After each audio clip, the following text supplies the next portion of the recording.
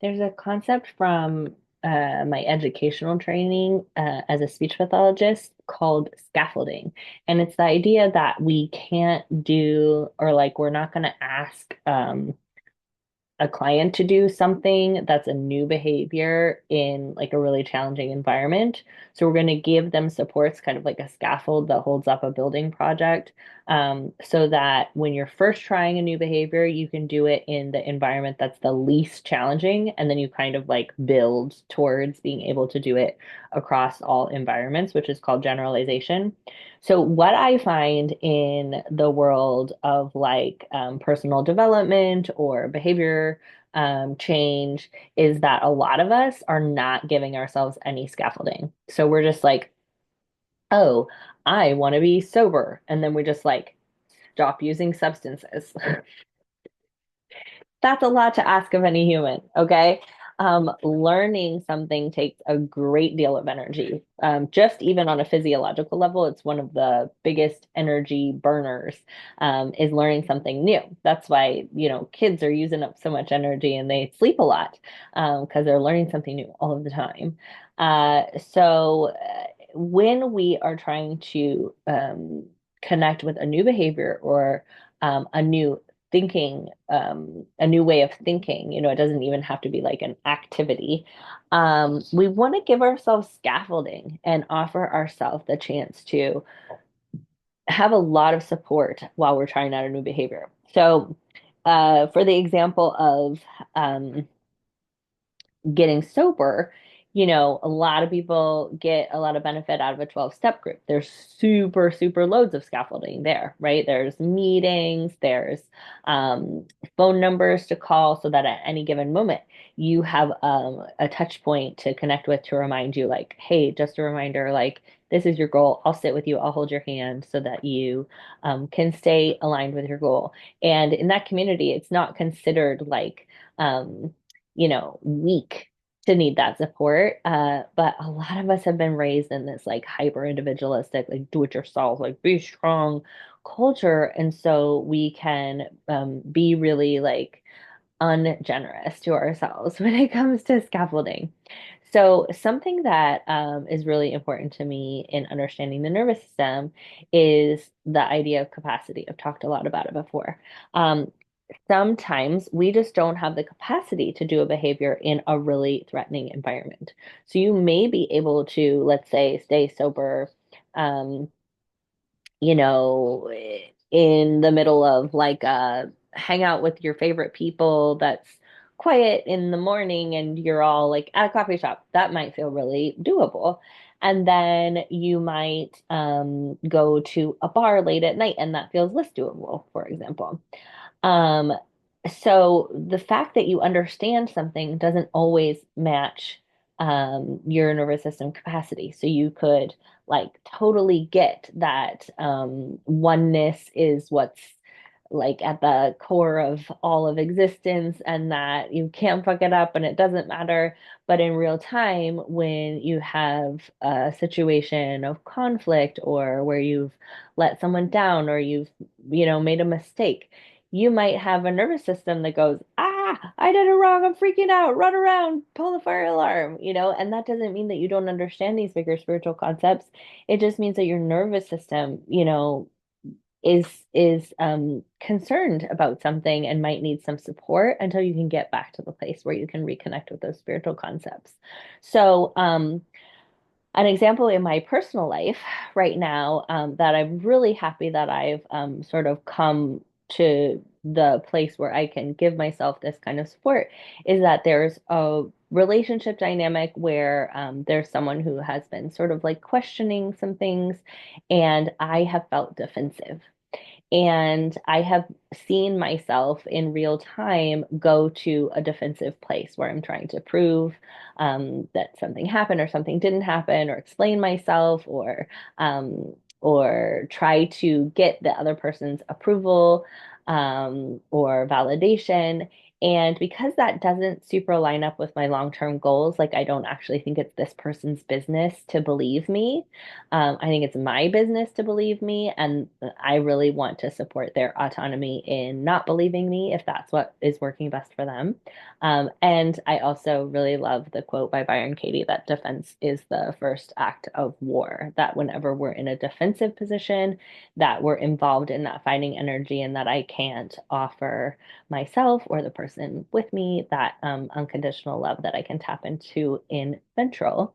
So, because it is clear that my capacity in that dynamic is not such that I can just organically on my own not go to a defensive place, like what is happening is what my capacity is, right? How do you know what your capacity is? See what you do, and that's your capacity. Um, so my capacity is such that I don't have the skills or resources to be able to be non-defensive in that dynamic just naturally. So I have offered myself a scaffold, which is that I have put together through, study, basically learning and gathering information. I'm trying to find it right now. Right? It must have slipped off the table. Oh no, it's right here. A set of concepts that are non-defensive that apply to that particular situation that I would like to be able to offer that person in real time, and to offer to myself when I worry about it. So I've written those concepts down. I put together a script for myself. And in my training as a speech pathologist, we were given the method of offering neurodivergent folks social scripts and social stories, which actually work so well for all humans. So it's basically like if you don't know how to handle a situation on your own, you can talk it through, give yourself a like cope ahead, we call it in DBT, a rundown of the scenario. What are some of the possibilities that might happen? And then you can give yourself a script that you can use to support yourself if it's hard to come by without that. And eventually, it may be that I'm able to access these concepts in real time without a script. But for right now, I just carry this piece of paper around. I have one in the car, I have one in my wallet, I have one at my desk, and I have one sort of in the living room area. And that way, and I've given one to the other person who's involved in this. I wrote it like as a letter, like, I'm sorry that I became defensive last time we talked about this, and this is what I actually, want to, where I want to land. I want you to trust yourself, and I know that everybody's memories are different, and I just want you to know that you're loved and you can trust yourself. And what's, you know, what's important is what's real for you. And I'm just here to listen and support. So, I gave that in the form of a letter so that that person could process that on their own in their own timing. And then I'm ready for if and when it comes up again. I can grab this and refer to it and reassure both myself and the other person that this is actually where I want to come from. So I really recommend it, especially with relationships where there might be a lot at stake emotionally, to not expect yourself in real time to be able to navigate the fear or the pain or the loss that comes up on a nervous system level, and to offer yourself something that can be like an anchor for you. Actually feeling a lot of things, but I know that ultimately what I align with is that, blah, blah, blah, blah, blah, whatever it is that you align with. So I just wanted to offer that because it's been working really well for me. And because I just want to offer that we can be more gentle with ourselves and others around capacity. If someone's acting in a way that you don't think lines up with their values, it's probably because they're too scared to do so. Their capacity has been limited. And if you are acting in a way that doesn't align with your values, you can be sure that you are past your capacity. And this can really reduce blaming and shaming of ourselves and others.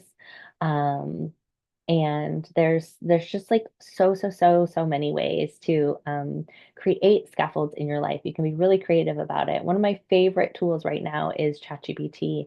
When I get overwhelmed or confused and I don't understand something, which happens a lot, ask my therapist, I always say like my main emotion is confused because I get very confused very easily. Combine the neurodivergence with the brain injuries and just feeling like I'm not really from this planet and I can get so confused. So sorting something out with ChatGPT can be really nice because I don't feel like I'm a burden on anyone. I also see a therapist weekly so that I can sort things out with another person. I also am a part of a DBT class so that I can go through challenging situations with my DBT teacher and my classmates. That's weekly also. I am not super involved right now with 12 steps groups, but I have been in the past. That's been a great place to sort through things and get support. And I am always in conversation with my journal, which gives me a huge space to work things out and in meditation and through reading and contemplating spiritual texts and spiritual concepts through podcasts and by processing them out with you on this channel. Whenever something comes across my life and I'm like, what is that? And what do I think about that? And how does that relate to the nervous system?